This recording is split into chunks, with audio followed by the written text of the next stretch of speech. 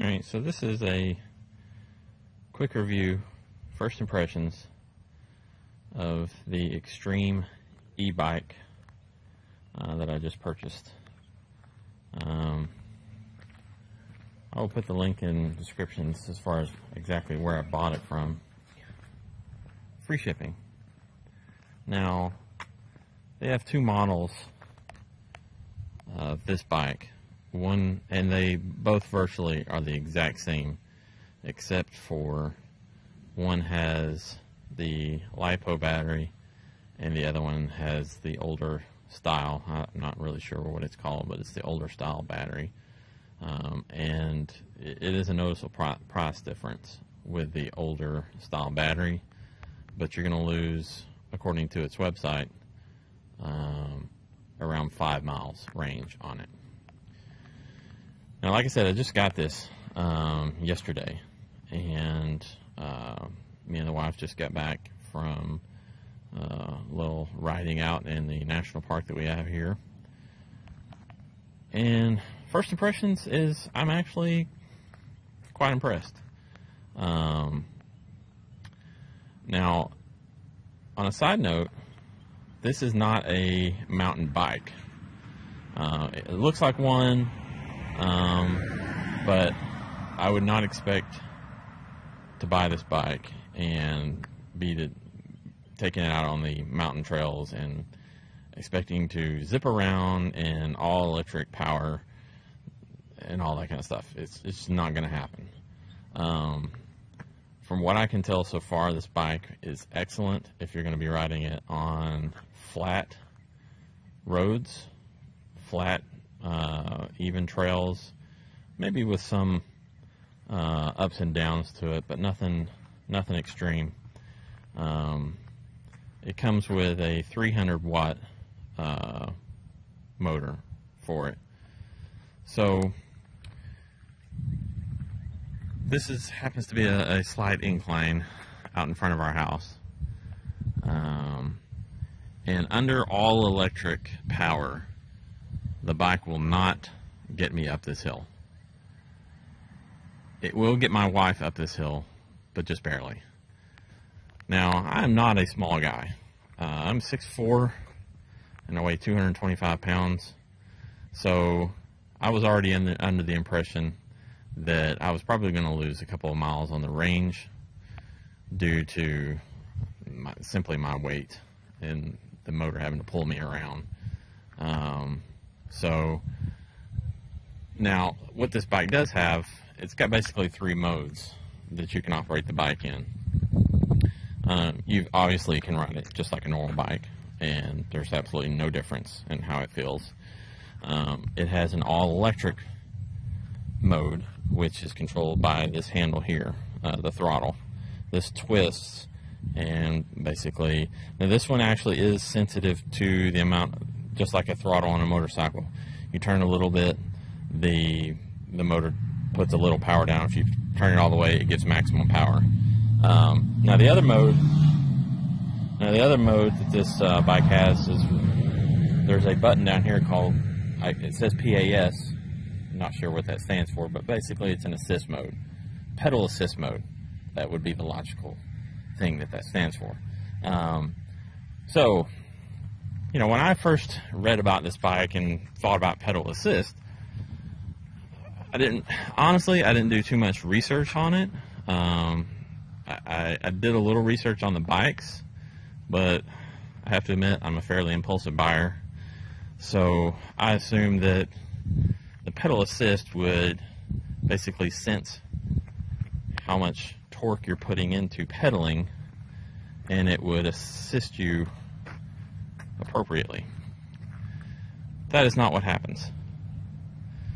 Basically, when you turn on pedal assist and you start pedaling, the bike senses that you're pedaling, and it will just automatically put full power of the motor into the bike.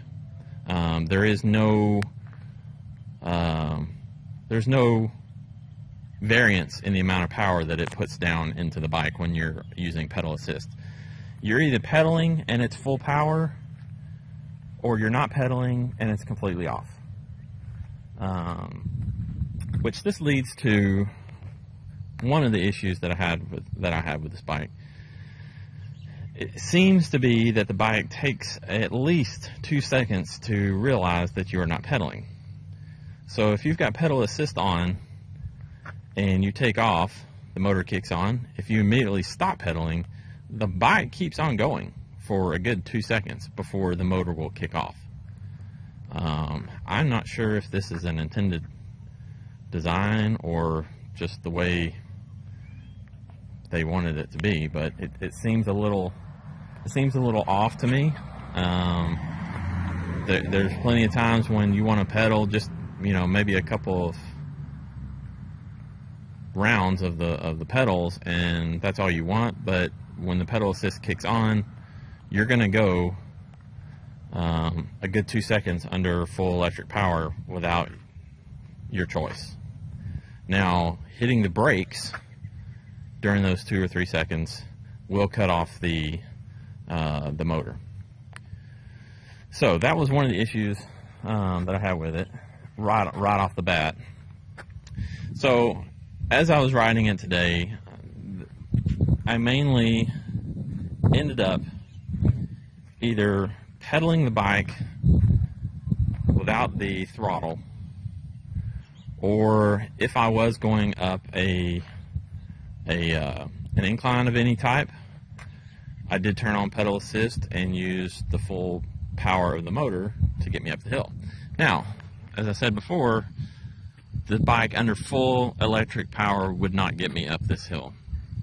However, under pedal assist, it's extremely easy for me to get up this hill. There's hardly any effort that I really had to put in to getting up this hill with the pedal assist on. So while we were out riding today, you know, there were a couple of inclines, some even more than this, that when I turned on pedal assist, I simply pedaled with very minimum effort, and the bike was able to get me up the hill no problems. So that was a good thing. That was a plus. One of the other downsides that I immediately realized to this bike was the seat that it came with. This is not the original seat. I actually had another mountain bike that I took this seat off of. So you're more likely going to want to have a new seat lined up or buy a new seat fairly soon after purchasing. The bike also did come with a little rack that you can, like, I'm not even really sure what they call it, but it's just a rack that has like a spring-loaded clamp on it that you can put, you know, your books, clothing, a bag, anything like that you can put. I didn't put it on there just because I think it looks kind of goofy. Now, out of the box, this bike does come pretty much assembled. The front axle you have to put in. The handlebars, you have to attach those. The seat, you have to attach those. The pedals. But pretty much everything else is assembled. Like I said, common sense will pretty much allow you to put this bike together without any instructions whatsoever. Now, as far as range goes, like I said, I'm not a small guy. I'm 6'4", 225. And the bike purports to give a range of, I think it was 20 to 25 miles. I think it was 20 if you're using pedal assist, or maybe it was 25. I don't know, you can look it up. But it was like 5 miles more if you use pedal assist the whole time than if you were to just use all electric. I figured, being as large as I was going to probably lose a good 5 miles off that range. So I would have been happy to have gotten 12 miles from it. Today we ended up riding around 8 miles. And if you look down here, this is the battery pack, and I'll take it out here in just a minute. There's a button on top that shows you the battery level. and it's 1 to 5. Obviously, 1 empty, 5 full. And I don't know if you can see that or not, but I basically got half left, and I was extremely impressed with that. We rode for a good hour and a half today. I couldn't see myself ever riding any more than that, and I messed around on it quite a bit. I was riding off in the grass. I was riding on some dirt trails, you know, mild dirt trails, nothing like mountain bike trails or anything, but just messing around with it, and still come home with half battery life. So that is impressive. For what I used it for today, I would see that there would be no reason to want to have a longer lasting battery life. Now, when it comes to the battery, another one of the downsides is that you have to remove the seat in order to get the battery out. A little inconvenient, but it's no big deal. So you can just take out the seat. I've got the key in, it's on right now, so, and this key will not come out if it's on, so you don't have to worry about the key popping out while you're riding around if it's on. If it's off, obviously it's going to come out. So you just simply take the key out. This handle is just simply as a pulling mechanism. There's no latch or anything that I could tell. It simply just sits in there. So then you just pull it out, and that's where it plugs into down there. And this is the battery. According to the instruction manual, it's kind of hard to hold this and film at the same time, but that's the charging port on the side. According to the manual, this takes roughly 4 to 5 hours to charge. So, and then when it's charged, you can just, and I apologize, it is a little bit dirty because, like I said, I did go off on a couple of trails. It just slides back in there, and that's it. So, overall, what should you purchase this bike for? If you're going to be riding this bike on fairly flat terrain, you know, roads and parks and things like that are not trafficked a lot, you know, flat dirt trails, walking trails, bike riding trails, you know, you can have some inclines where you can take advantage of the pedal assist, and you're not going to be riding it for more than 20 miles in one day. I think this bike would be absolutely great. You should not buy this bike, like I said earlier, if you think that you're going to be taking this thing off-road, up in the mountains, up and down huge hills. It's just not, it's not designed for that. As far as just the basic performance of the bike, the brakes are both front and rear disc brakes. Work perfectly fine. Plenty of stopping power. There is only it's a 7-speed. So you've only got 7 speeds to choose from, and it's easily adjusted. This button raises the gear, and then you just push it up to lower it. Works perfectly fine. Didn't have any issues. So, is this bike worth it? For what I plan to use it for, yes. It seems to be very well made. Nothing rattled.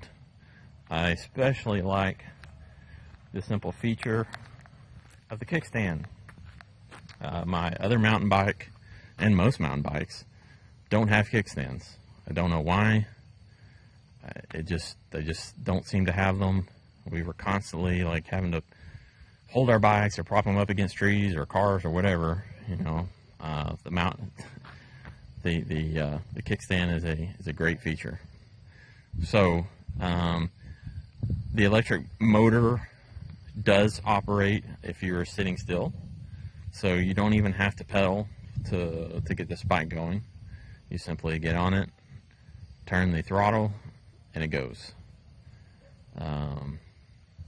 But other than that, it's a great bike. There's a couple of downsides to it, but you know, what do you expect? I mean, there's electric bikes out there for thousands and thousands of dollars, and quite honestly, you know, I didn't want to spend that kind of money for something that I didn't know a lot about. So I went with what looked to be a decent looking, well built electric bike that purported to do what I wanted it to do, and I seem to have got that. So overall, I'm pretty happy with it. My wife already wants one herself, so I guess I'll be buying another one. But anyway, like I said, I'll put the descriptions in the link, or I'll put the links in the description below as far as what exact model I purchased, where you can buy it from, and all that kind of good stuff. Thanks for watching. Oh, if you have any questions, feel free to comment. I'll get back to you as soon as I can. Thanks.